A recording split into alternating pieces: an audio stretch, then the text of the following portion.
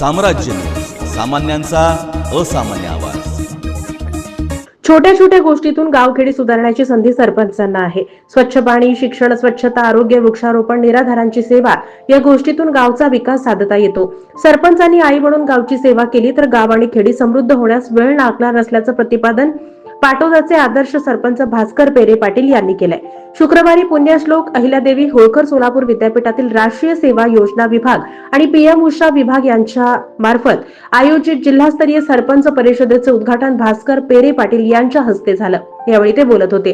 या कार्यक्रमाच्या अध्यक्षस्थानी कुलगुरू प्राध्यापक प्रकाश महानवर हे होते। या प्रसंगी छत्रपती संभाजीनगरचे माजी जिल्हाधिकारी मल्लीनाथ कलशेट्टी, कुलगुरू प्राध्यापक लक्ष्मीकांत दामा, कुलसचिव योगिनी घारे, विद्यार्थी विकास विभागाचे संचालक डॉक्टर केदारनाथ काळवणे, एनएसएसचे जिल्हा समन्वयक डॉक्टर वीरभद्र दंडे यांची प्रमुख उपस्थिती होती।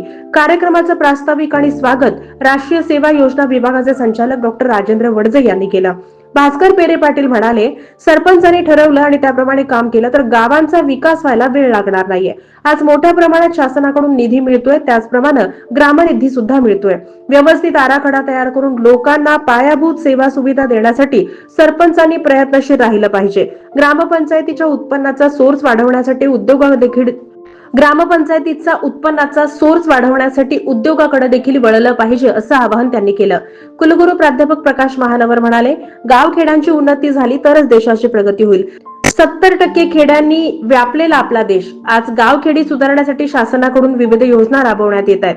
या कार्यक्रमामध्ये हरित लोक मित्र परिवाराचे महेंद्र घागरे यांच्याकडून विद्यापीठाच्या राष्ट्रीय सेवा योजना विभागाला डिजिटल कॅमेरा भेट म्हणून देण्यात आला।